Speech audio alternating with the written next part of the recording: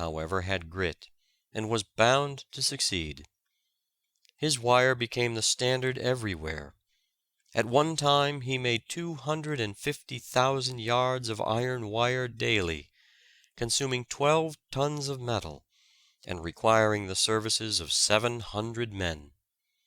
He amassed an immense fortune, of which he gave away a large part during his life, and bequeathed the balance to charitable institutions.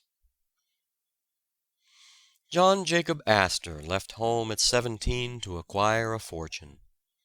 His capital consisted of $2 and 3 resolutions: to be honest, to be industrious, and not to gamble. 2 years later he reached New York, and began work in a fur store at $2 a week and his board. Soon learning the details of the business, he began operations on his own account.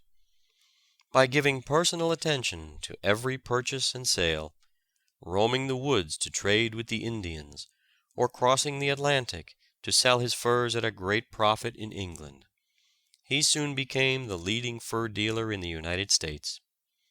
His idea of what constitutes a fortune expanded faster than his acquisitions. At 50 he owned millions. At 60 his millions owned him. He invested in land, becoming in time the richest owner of real estate in America. Generous to his family, he seldom gave much for charity. He once subscribed $50 for some benevolent purpose, when one of the committee of solicitation said, "We did hope for more, Mr. Astor. Your son gave us $100. "Ah," chuckled the rich furrier, "William has a rich father. Mine was poor." Elihu Burritt wrote in a diary kept at Worcester, whither he went to enjoy its library privileges, such entries as these: Monday, June 18. Headache. 40 pages Cuvier's Theory of the Earth. 64 pages of French. 11 hours forging. Tuesday, June 19. 60 lines Hebrew, 30 Danish, 10 lines Bohemian, 9 lines Polish, 15 names of stars, 10 hours forging. Wednesday, June 20. 25 lines Hebrew, 8 lines Syriac, 11 hours forging. He mastered 18 languages and 32 dialects. He became eminent as the learned blacksmith, and for his noble work in the service of humanity. Edward Everett said of the manner in which this boy with no chance acquired great learning, "It is enough to make one who has had good opportunities for education hang his head in shame." "I was born in poverty," said Vice President Henry Wilson. "Want sat by my cradle. I know what it is to ask a mother for bread when she has none to give. I left my home at 10 years of age, and served an apprenticeship of 11 years, receiving a month's schooling each year, and at the end of 11 years of hard work, a yoke of oxen and 6 sheep, which brought me $84. I never spent the sum of $1 for pleasure, counting every penny from the time I was born till I was 21 years of age. I know what it is to travel weary miles and ask my fellow men to give me leave to toil. In the first month after I was 21 years of age, I went into the woods, drove a team, and cut mill logs. I rose in the morning before daylight and worked hard till after dark, and received the magnificent sum of $6 for the month's work. Each of these dollars looked as large to me as the moon looks tonight." "Many a farmer's son," says Thurlow Weed, "has found the best opportunities for mental improvement in his intervals of leisure while tending sap bush. Such, at any rate, was my own experience. At night you had only to feed the kettles and keep up the fires, the sap having been gathered and the wood cut before dark.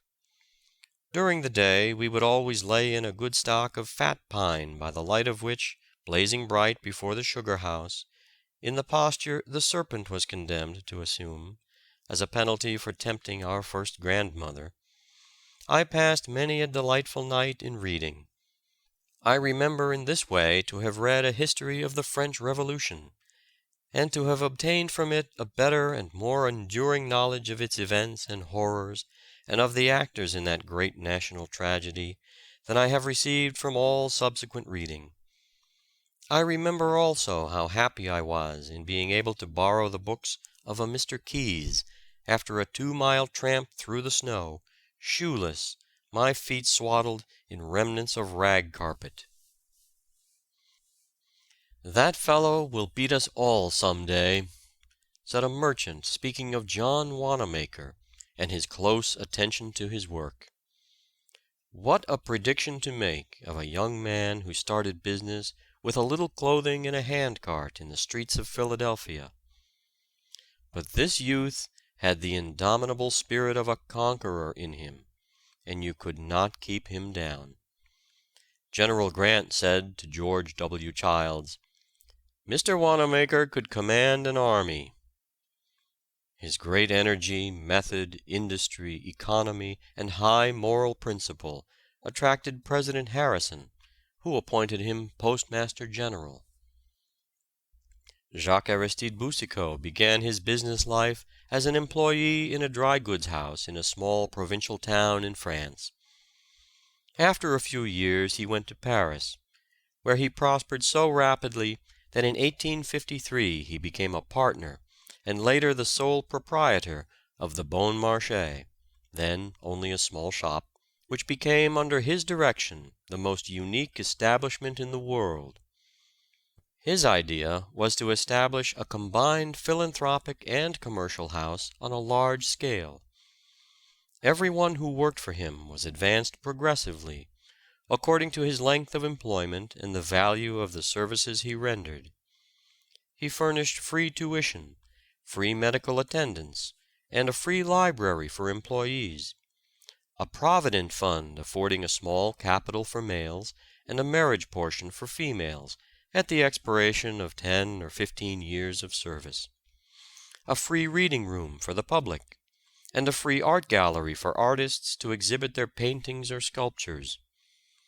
After his sudden death in 1877, his only son carried forward his father's projects until he too died in 1879, when his widow, Marguerite Guérin, continued and extended his business and beneficent plans until her death in 1887. So well did this family lay the foundations of a building covering 108,000 square feet, with many accessory buildings of smaller size, and of a business employing 3,600 persons, with sales amounting to nearly $20 million annually, that every department is still conducted with all its former success, in accordance with the instructions of the founders. They are here no longer in their bodily presence, but their spirit, their ideas still pervade the vast establishment. Everything is still sold at a small profit, and at a price plainly marked, and any article which may have ceased to please the purchaser can without the slightest difficulty be exchanged or its value refunded. When James Gordon Bennett was 40 years old, he collected all his property, $300, and in a cellar with a board upon 2 barrels for a desk, himself his own typesetter, office boy, publisher, newsboy, clerk, editor, proofreader, and printer's devil, he started the New York Herald. In all his literary work up to this time he had tried to imitate Franklin's style, and, as is the fate of all imitators, he utterly failed. He lost 20 years of his life trying to be somebody else.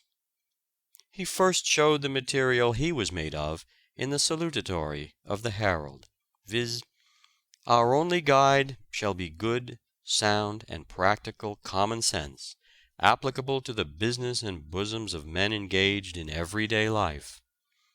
We shall support no party, be the organ of no faction or coterie, and care nothing for any election or any candidate, from president down to constable. We shall endeavor to record facts upon every public and proper subject, stripped of verbiage and coloring, with comments when suitable, just, independent, fearless, and good-tempered. Joseph Hunter was a carpenter, Robert Burns a plowman, Keats a druggist, Thomas Carlyle a mason, Hugh Miller a stonemason. Rubens the artist was a page, Swedenborg a mining engineer, Dante and Descartes were soldiers.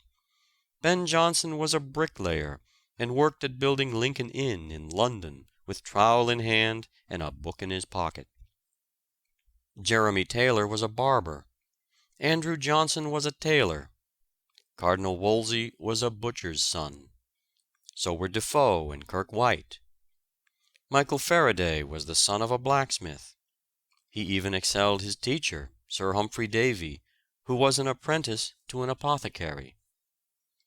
Virgil was the son of a porter, Homer of a farmer, Pope of a merchant, Horace of a shopkeeper, Demosthenes of a cutler, Milton of a money scrivener, Shakespeare of a wool stapler, and Oliver Cromwell of a brewer.